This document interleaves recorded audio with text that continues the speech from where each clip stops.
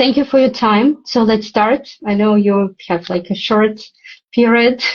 Yeah, everyone is working right now. So let's start now, guys. Today, my guest is a fabulous, amazing guest at my podcast. Very interesting person for me, first of all, and for my audience this year.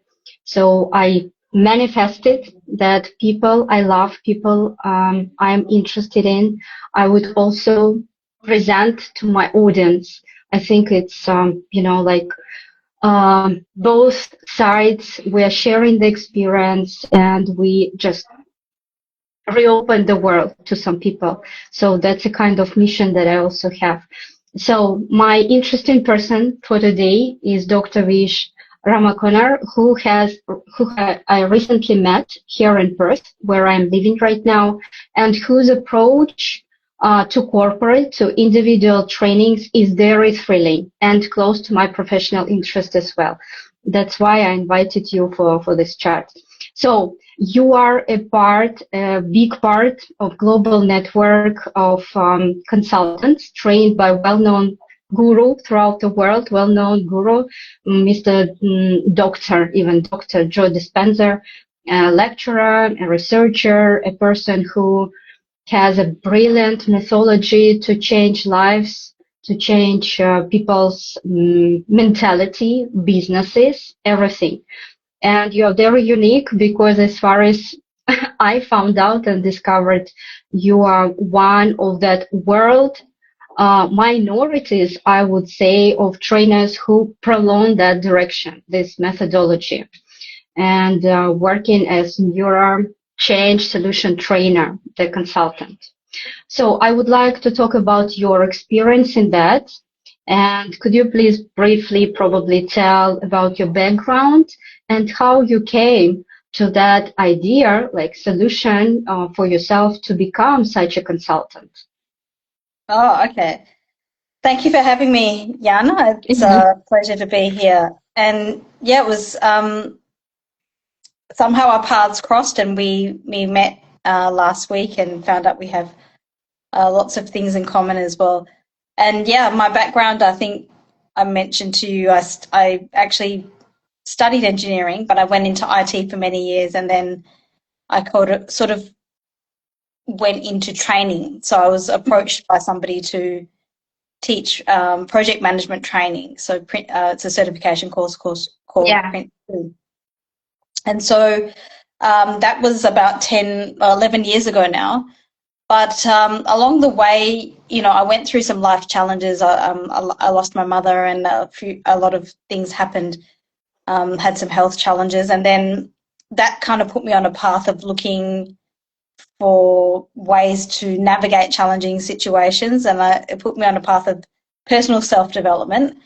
And I think that brought me to the work of first Louise Hay, who is she's the founder of Hay House, the publishing company with, so many authors, amazing authors under that publishing house. Yeah. And her first book, You Can Heal Your Life, was like an eye-opener for me. It sort of started to, open my eyes into the world of the fact that your thoughts can have an effect on your life. And I sort of started, changing my mindset and applying some of those concepts.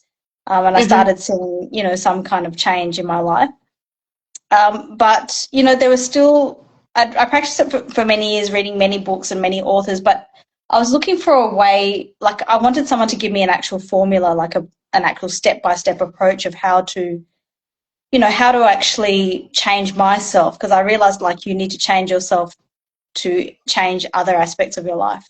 And there was aspects of me that I wanted to change because I was having the same experience again and again, and I knew that the only way to change that was to actually change myself. And that's when I came across the work of Dr. Joe Dispenza, and when I watched one of his interviews, it just made total sense to me, because he was talking in a scientific way, explaining how the brain works and why we are the way that we are, and so many things that happen or in my life, or it explained so many things about why I was the way I was and why, I had the experiences that I had. And but he also gave a roadmap or a blueprint of how to actually change like yourself in order to have, you know, some kind of change in your external world. Mhm.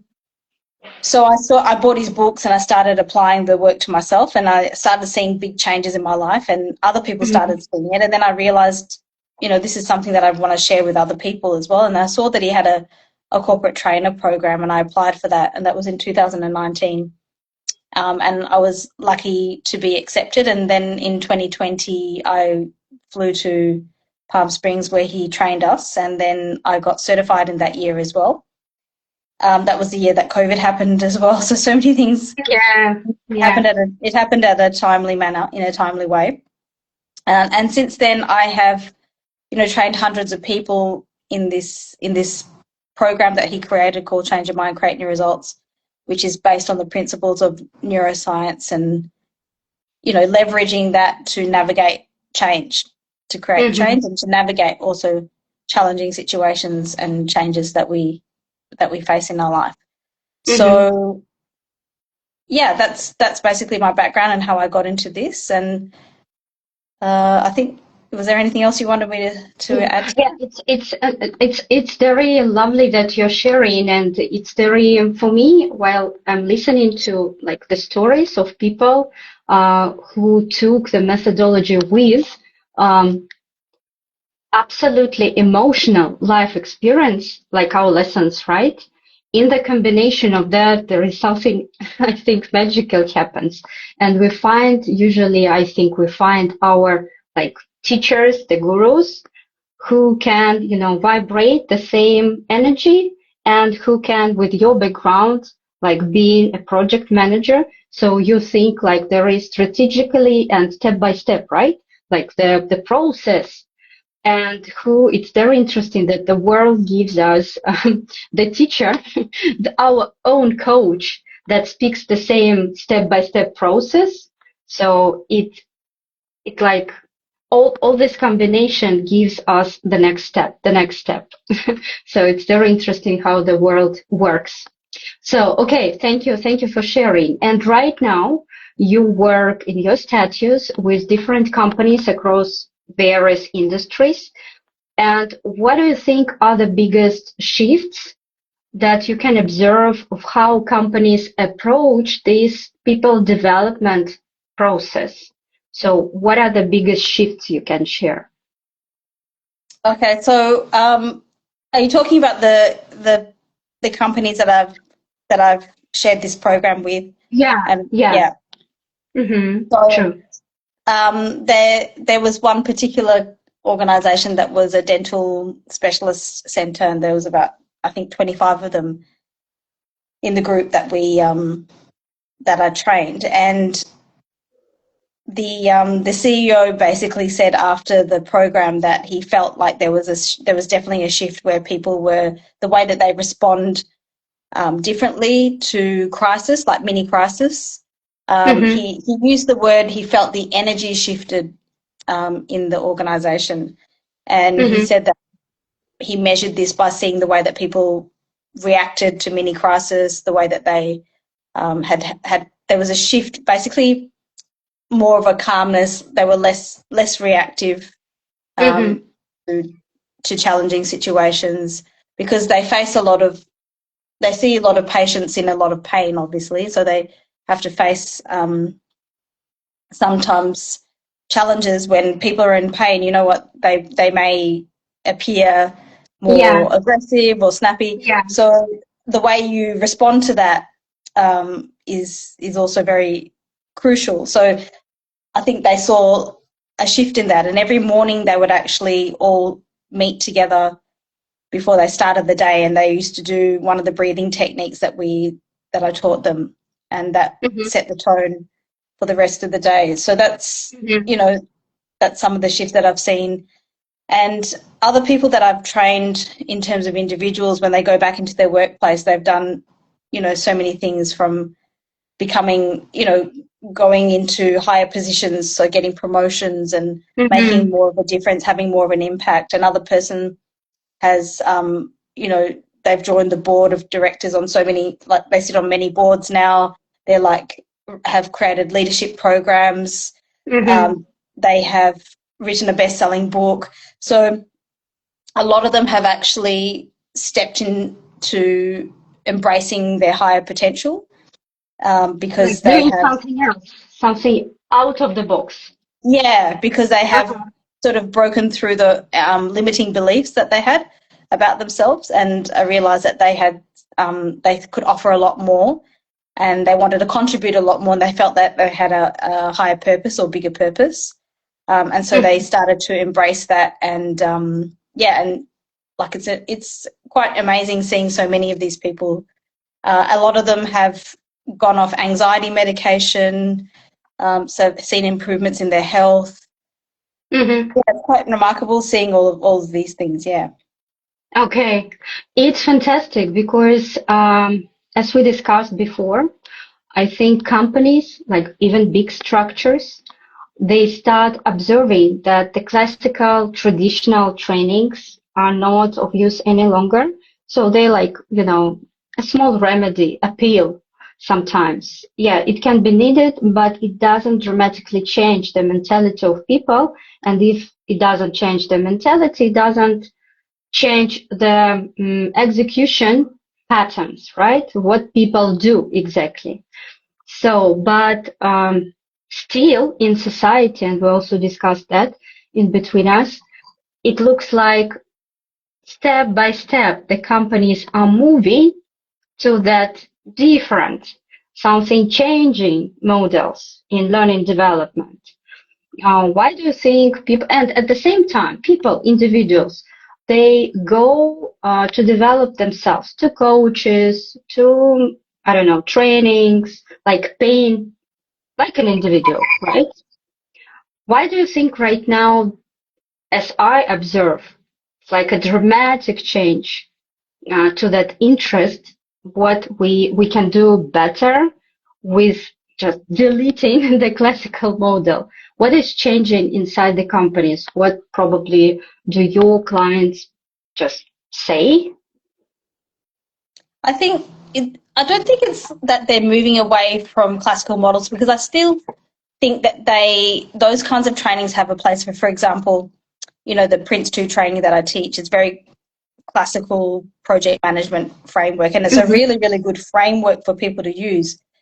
mm-hmm, The only and actually they have evolved their content as well, and they've included now a module on people where they've talked about psychological safety and the mm-hmm. well-being of their team. So there's a move towards well-being, which I'm Well-being. seeing. Okay. Mm-hmm. A lot of organisations it's becoming more universal, and like for example, this Prince 2 framework, which is an internationally renowned project management framework. It's used all over the UK government and in Australia and Mm-hmm. many government places.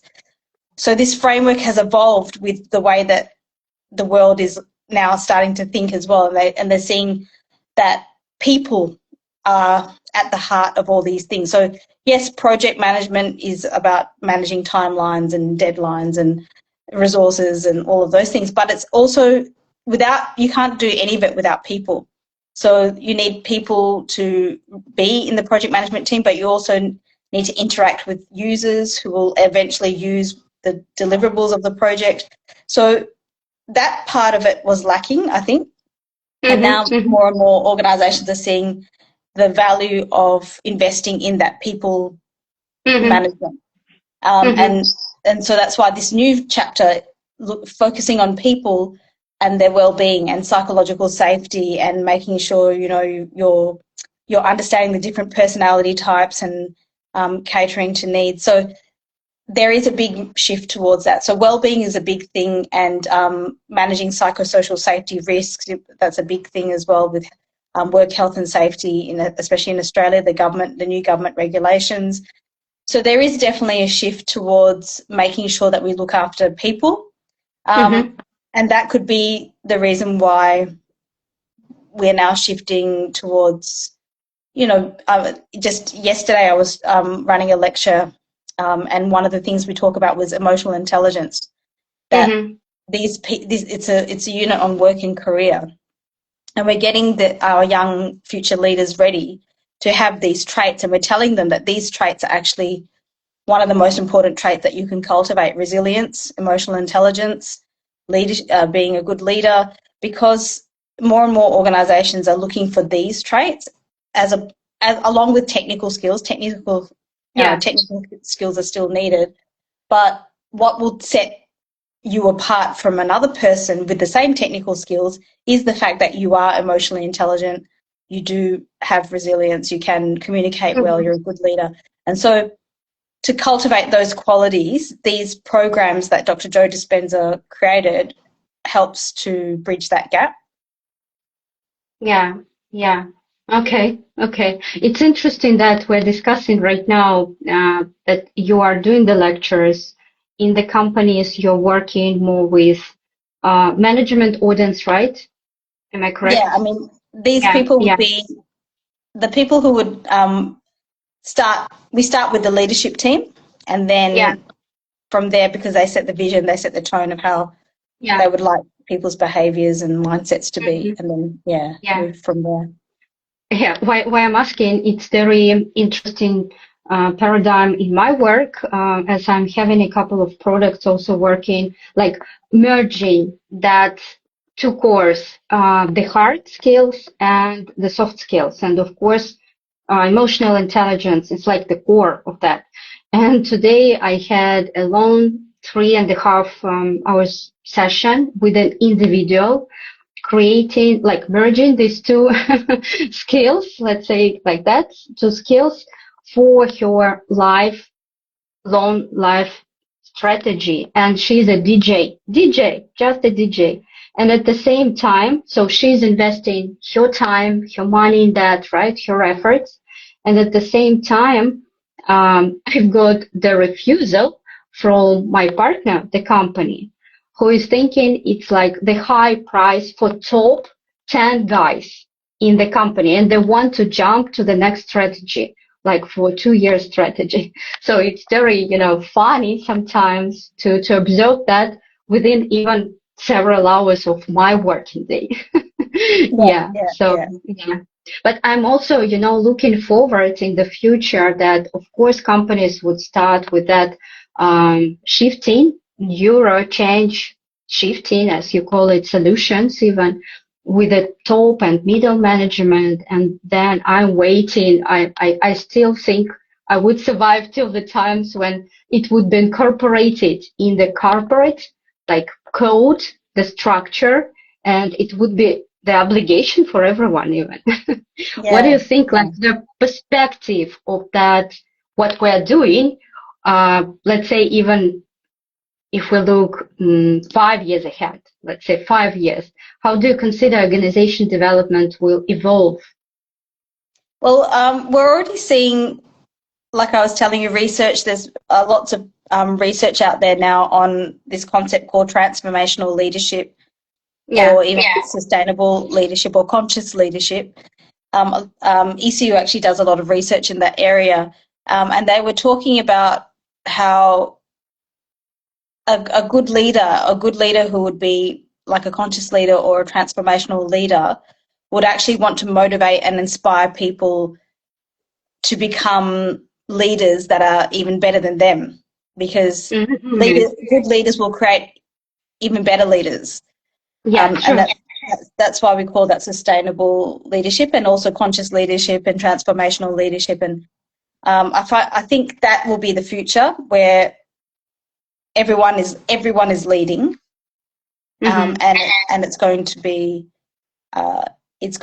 more of a flatter sort of self leadership. Everyone has their own self leadership, and it's all thinking of the bigger picture, of something that's bigger than themselves, not thinking about themselves, but thinking of everyone, thinking of the highest good for everyone that is affected or involved with whatever they're doing. So I think that will be the future, rather than a leader that's driven from ego and power and things like that. I think that there will definitely be a shift to more conscious leadership. Yeah, and here there is also sometimes a question from my customers that appear, or they want to touch, very, from hiding me from different sides, like, okay, if we train our people that way, they would be more conscious, they would be more mindful, they want what they want, they can go out, and it can occupy, that guy can occupy my position. So these scaring things they create in their minds. Do you have the same situations? Do you have the same questions? Because my answer is obvious, like, that's you told. If you grow another leader bigger than you are, it's your, it's like I call it the voice of God. So it's like your mission. You did your mission. And if you're creating like your roots, it's not your competitors, it's your roots. So Yeah, how do you, you're building a legacy. That's your yeah, legacy that you're building. And so you should actually feel really proud because none of us are going to be here forever. So true.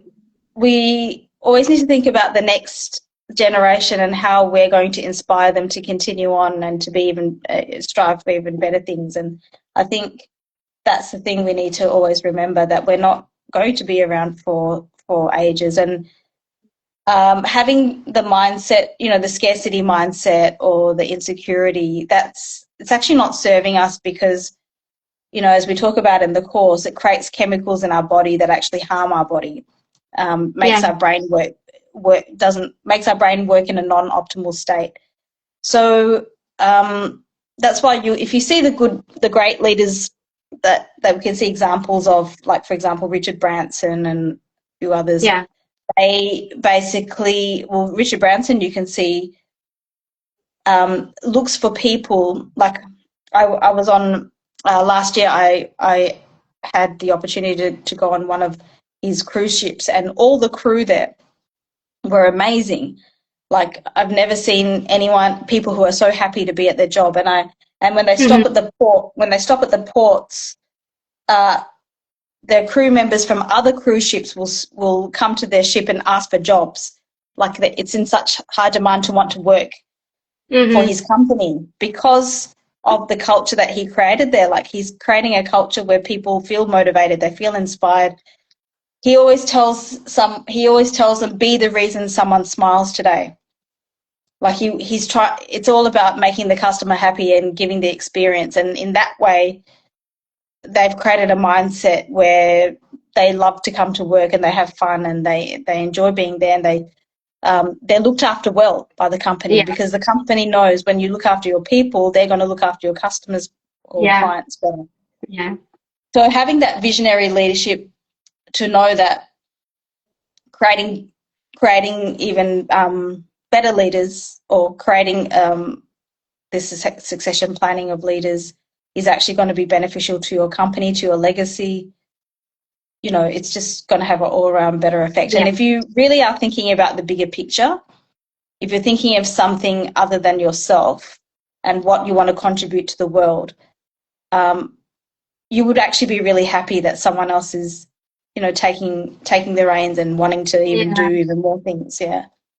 Yeah, it's absolutely true. I had a chance I was thinking to enroll in one of the programs of Tony Robinson, and I think it was like 2.5 hours talk over the phone, like preliminary call, but we were talking like best friends. And he was asking even the advices for him. I mean, that salesperson, but it doesn't sound and look like salesperson, right? So Yeah. this is what people are doing, and you cannot do that. Like you cannot cheat on that. You feel it, you literally feel it, Yeah. and the person on the phone. It's also, of course, it's about the feeling and emotional part. Okay, if I may ask you about just coming back to your practices and to your training, can you put probably briefly tell us what practices, specific practices, because people can be interested. What are you doing exactly that is shifting the mind so quick, or okay, not quick, maybe yes, with the timing, but what kind of practices are you to be used in the training? Just briefly, if you can share some. Yeah, so we basically take people on it's like a journey. A journey. It's an experience over 6 modules, and they learn 2 models and 4 tools they get in over the 6 modules. So it's like a 2-day equivalent of a 2-day workshop. Mm-hmm. And we start off with creating awareness, like giving people awareness about how your personality creates your personal reality. And so your personality, we say, is how you think, how you act, and how you feel. And so the present person today that's sitting here, the present, whoever's sitting here now, presently, has created their own personal reality, right? And so if we want to change our personal reality, or if we want to change our life, we would actually need to change. The problem is, though, people try to change their external reality without changing their personality, and it doesn't work, because you literally have to become somebody else. Like, for example, I mean, there's so many examples. Like, if you wanted to be a better salesperson, for example, you'd need to start thinking in different ways. Like, how can I be better? Like, maybe you'd read a book, and maybe you try to successful sales. Maybe you go and be mentored, and then you'll start to act in different ways. You'll make a different choice. You'll act in a different way. You'll have a new experience, and then you'll start to feel differently. So that's the second model that we teach as well, that the same thoughts lead to the same choices, which lead to the same behaviours, lead to the same experiences, and it leads to the same feelings and emotions. And that just influences the same thoughts. So we tell people that if they want to change, they actually have to start thinking in new ways, and then they would make a different choice.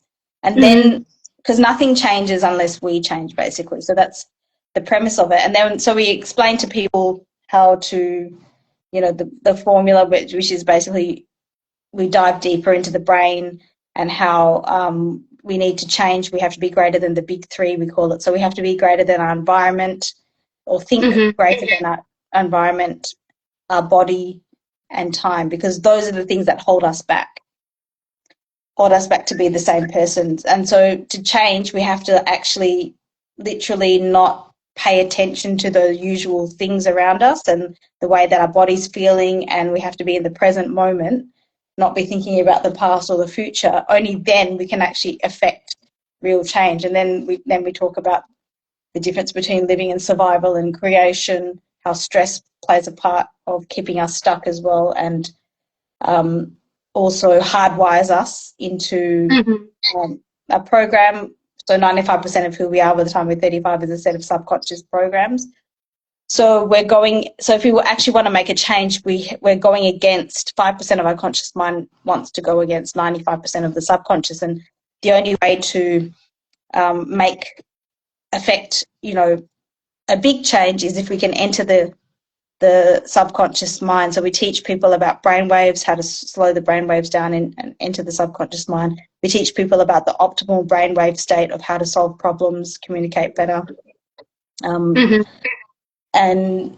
to move out of survival. And then we also teach people about the 3 areas of the brain. So when you're undergoing change, when you want to shift from, moving into being a good salesperson, you'll have to use 3 parts of your brain as you learn until you embody becoming that new personality or that new person. It will take a journey between the 3 parts of the brain, the neocortex, the limbic brain, and the cerebellum. So with the understanding what's actually happening to us neurologically and biologically as we change is very powerful. And then giving people the techniques. So we give them, as I said, the 4 tools to help them to make that shift, and to what we say, we call it crossing the river of change. And so if they practice it, and that's the whole thing, is why a lot of training programs are not effective is because it's just theoretical. People are not practicing it. So we give people the opportunity to practice it. We give them a journal for 30 days. They practice these things. And so it's a very practical program with, step-by-step process. Yeah. Yeah, a lot of just a huge scope of everything needs to be done. And this is also what I manifest to my clients, that on body, I'm comparing that with like training the body, right? It's understandable. So you have to eat your body to feed your body, to train like physical. Yes, right? So you can feel it. That's the same going on in your inside world. So that's the same. It should be, yes, alone training. Okay. Coming up to the conclusion of our talk, what advice would you give to the leaders of their lives who feel that their teams probably need change or themselves need a bit change, but they don't know where to start? So just maybe a couple of first steps. All right. So one of the things that I teach in change management is what this person called Carl Rogers, he did this study where he was looking at why he was studying therapists and patient relationships, and he was looking at the fact that why is it that some patients have a lot of success, when they go to therapy, but others don't. And what he realizes, it was the relationship with the therapist. The therapist themselves had an effect on whether somebody changed. So the same in a change situation, a leader, how the qualities of a leader are so important in motivating people to change. And so he mentioned these 3 qualities that leaders can embody, and they can. And this is where I would say leaders can probably start. And the first thing is authenticity. So authenticity meaning you walk the talk. Whatever your behaviors match what you say. Yeah. So whatever, and you are in alignment with the values of the organization. For example, if one of the values is integrity, you act with integrity. So you have authenticity, means people can start to trust you. They know that when you say something, you're going to follow through, that you actually will embody what you say. You behave in congruent. You're in congruence, sorry. Yes. What you say. The second thing is unconditional positive regard. This means that you accept people for how they are, not how you would like them to be. So in a change situation, you accept people as they are right now. The fact that they are struggling with maybe, there's a lot of resistance to change, or there's a lot of, they're struggling with learning a new process or a new system or whatever it is. You accept them for how they are. And you don't say, oh, only when you change that, then we're going to, then I'll accept you. That again strengthens the trust and gives people that psychological safety to make mistakes, to be able to make mistakes and be able to, be motivated to change. And then the third thing is empathy. So putting yourself in another person's position, understanding, where they're coming from, listening to them, hearing them out. These 3 qualities they found has a significant effect on inspiring people and motivating people to make a change. If leaders can start there, that would be a good place to start. Cool. It's can sound very easily, right? But to do that, it's quite tough. Yeah, it's like, okay, I can do that. But when you start to observe yourself, you see a lot of things happening that you say, and what you're saying and what you're doing, it's not in the congruence, as we say it. Yeah. Yes. And that's why we say that the program is very powerful, because we start with the leaders first, because they need to be the example. So they need to actually do the program and work on themselves to make the change in themselves. So they actually have become this new personality where they are authentic, they have that integrity and, all of those qualities. Yeah, like a new icon for the team. Yeah, icon for the team. Yeah. No, thank you, Vish, for so many, I think, first maybe small steps, but we all need this first step sometimes. And before we close our conversation, I often think about one simple idea also about codes, as I call them, but words are also the codes. So the words can open, I think, and reopen people, even for themselves, even if as soon as they start shifting a bit, they start to choose specific words. They start because they understand that words said once have the consequences, right? So this sometimes one conversation with one idea, one meaning can shift the way we see ourselves and the life. So I truly believe and I hope that today's dialogue was exactly about that the way we bit by bit can change the way we think, we can change the whole world, actually. So I hope that our conversation today, the dialogue, would give that idea to people to see what's behind the fence, the role fences. Yeah, thank you for this inspiring conversation and for what you are doing. So we would record this video podcast, and I would also share it with you for your audience as well. Thank you very much for your time. Thanks so much, Yana. Thank you for Yeah, having me. thank you. All right. Bye. Bye bye.